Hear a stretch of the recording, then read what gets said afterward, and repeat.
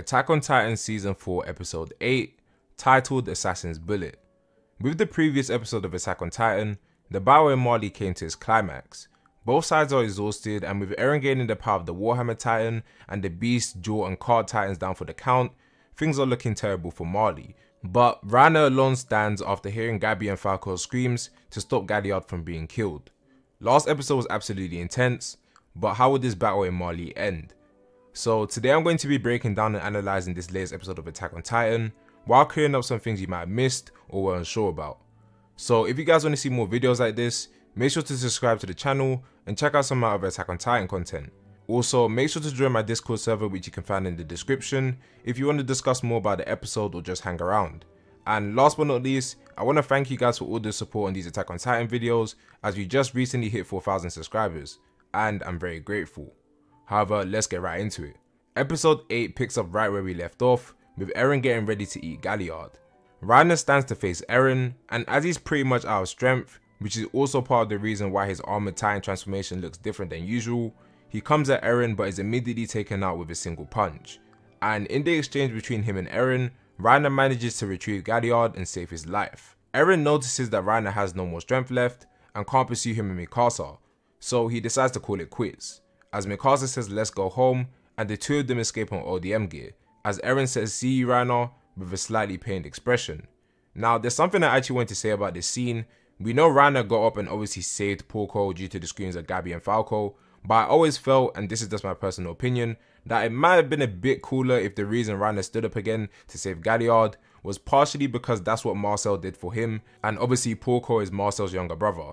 I mean, only so much can be depicted with anime before it's just information overload or just unnecessary, but I feel like if they highlighted just a tiny bit of Reiner's motive to save Porco, being related to the fact that Marcel saved him from being eaten by Ymir, that it would make the scene just that bit better. Nonetheless, it was still an epic Reiner moment. We then have Jan and all the other Paradise forces retreating from the battle as it's time to leave, since in the last episode we found out that their means of escape was the massive aircraft in the sky. And as said by Hanji last episode, there's only one shot at this escape, so people who get left behind, there's nothing they can do about it. So the Paradise forces have done what they've came here to do, and now that Eren's been retrieved, everyone is leaving. However, this obviously doesn't sit well with Gabi, who is furious at the fact that the Liberio internment zone was destroyed by these devils, and that she lost two of her friends being Udo and Zofia, which is very understandable. We then see Gabi running off in a rage with a gun in her hand, screaming Eren Jaeger, and that she won't let them escape as Falco chases after her. And it's actually crazy how Gabi is literally like a female Eren. They have so many similarities. Well, I guess you can say Gabi and Eren's younger self do. And I know this whole attack on Marley is the parallel to the day the Colossal Titan broke Wall Maria, but if the roles were reversed, I can literally see Eren and Gabi acting the exact same way as each other, which is a very scary thing as we see later on in this episode. Shortly after this, we see Eren and Mikasa arriving at the entrance of the aircraft, and Armin is there to let them in. And the expression on the trio's face just says it all really, so much so that words aren't even exchanged, but they know the events that just transpired were inhumane and totally messed up. But then again, you can also understand where they're coming from, or I guess where Eren is coming from, since he was the one who initiated the attack and the others came to save him. And I know most of you already caught on to this, but we already know since the end of season 3, Eren was becoming more distant after seeing the memories of Grisha and Kruger. But it's clear the ideals of him and the others and the means to reach the same goal are not the same, which can be seen when Mikasa reprimanded Eren 2 episodes ago, when she said that what he did can't be undone and that he ended up killing children, etc., and Armin's pained expression when helping Eren onto the ship. Even after Levi kicked Eren across the room, fair enough, Mikasa had an initial reaction and Armin stopped her, but she quickly came to terms that it was deserved because of the actions Eren took, and Armin felt the exact same way. This small divide can even be seen by Levi when he says that Eren looks like he fell in a pile of crap, and that he resembles those that he saw in the underground when he was growing up. And even though from a viewing standpoint I can understand why Eren made his moves, it's clear that the others felt there could have been a better way. We then cut back to the Paradise forces making their escape from the Liberio internment zone, and Jan being helped up by Sasha and Connie onto the aircraft. After finding out there were 6 deaths confirmed among the Paradise forces, Jan looks upset, whereas Flock and the others rejoice when comparing their gains to their losses. He's basically saying, yeah, we had 6 deaths, but look how much damage we inflicted on the enemy, and that it's a means for celebration.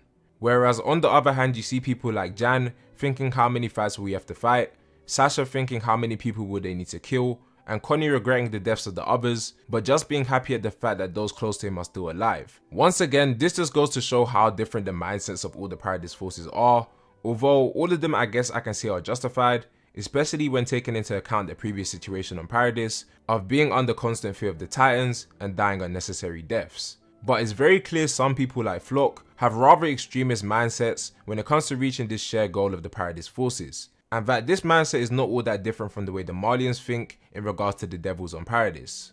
The next scene we have after this is Gabi and Falco running through the streets, and I'm no animation expert in the slightest, but the whole sequence of them running and Falco stopping her looked really good. The change of angles and the abrupt stop where we then see tears forming in Gabi's eyes really stood out to me, so much so that I thought I'd mention it here because I really liked that scene for some reason. But anyway, we have Falco stopping Gabi and saying that she should stop pursuing their enemies, and Gabi basically tells Falco everything that happened, from the deaths of Zofia and Udo, the gate guards. She's just really getting everything out there, the pain she's undergone and why she wants revenge.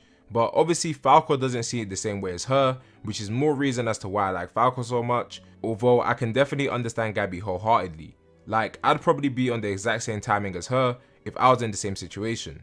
But Falco is seeing both sides of the situation, as he remembers Eren's words about his mother being eaten and how Reiner was regretting his actions. He has this realization that this is revenge for Marley's actions on the island, and he's understanding that. As Gabi gets ready to go after the ship again, she says that they're devils anyway, so killing them is fine.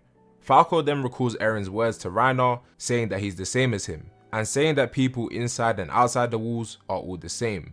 And I just wanted to say the world of Attack on Titan is insanely cruel with the way I can just understand all these people's motives and agree to a certain extent. So even though this episode wasn't necessarily as action packed as the others, I'm sure it got a lot of people thinking. We then see the Paradise forces protecting their aircraft, and Gabi swiftly takes out Commander Lobov, even though he's just a recruit, rest in peace, as she takes his ODM gear connected to the ship upwards to try and get her revenge. Falco follows her, ignoring the calls of his brother Colt, as he says that he's the heir to the Armored Titan when he remembers his promise with Reiner to be the one who's going to save Gabi from the dark future that awaits them.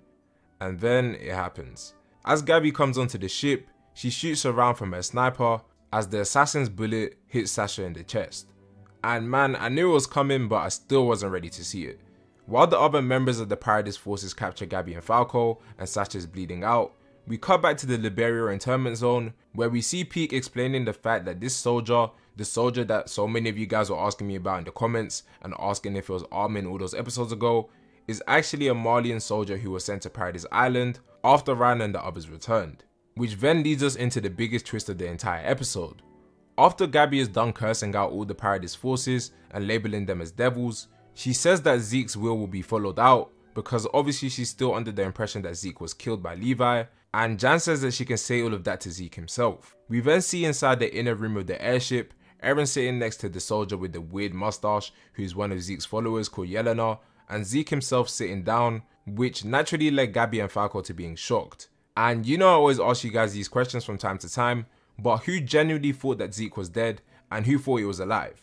I'd make a poll, but I think they removed that feature on YouTube, so just comment what you thought down below. I'm sure most of you noticed that Zeke being taken out the way he did was a bit sketchy, and obviously this episode shows why, since he clearly betrayed Marley. And this was also the reason why Zeke said to Levi last episode, "You're running out of time." Everything was planned and coordinated by both parties. And just a non-spoiler short summary as to why Zeke is working with Eren and the others, is because Eren has the Founding Titan and he's the Beast Titan, which is of royal blood. And we obviously know, as seen by Eren's account with Zeke's mother Dina Fritz, that when Eren comes into contact with a Titan of royal blood, he can access the true power of the Founding Titan. And Zeke intends to free Eldia, but how he plans to do this, we just don't know yet. And then the last thing we see is Connie declaring that Sasha died, and the main members of the force crying and being shocked, with Eren on the other hand, upon hearing that her last words were meat, he flashbacks to a moment he shared with Sasha on top of the wall as he laughs slightly with a warped expression of pain, sadness and regret, while Jan says that she died because Eren got the corpse involved. And with that, we come to the end of the episode. So once again, we had an amazing episode of Attack on Titan, and I'd give it a solid 8.5/9 out of 10. And rip Sasha, man. I know a lot of people are going to be devastated at this, especially those who didn't know it was coming. So I want to see rip Sasha all over the comment section, because that definitely hit deep. She's literally been here since the beginning. But if you guys did enjoy the video, make sure to smash the like button and subscribe to the channel if you want to see more. And once again, thank you guys so much for 4,000 subscribers and all the support on the Attack on Titan videos. Make sure to check out the Discord server down below if you want to talk Attack on Titan or just anime and manga in general. And if you have any questions for me, I'll be responding in the comment section and over on my Discord, so feel free to ask anything. And I'll see you guys in the next one. Peace.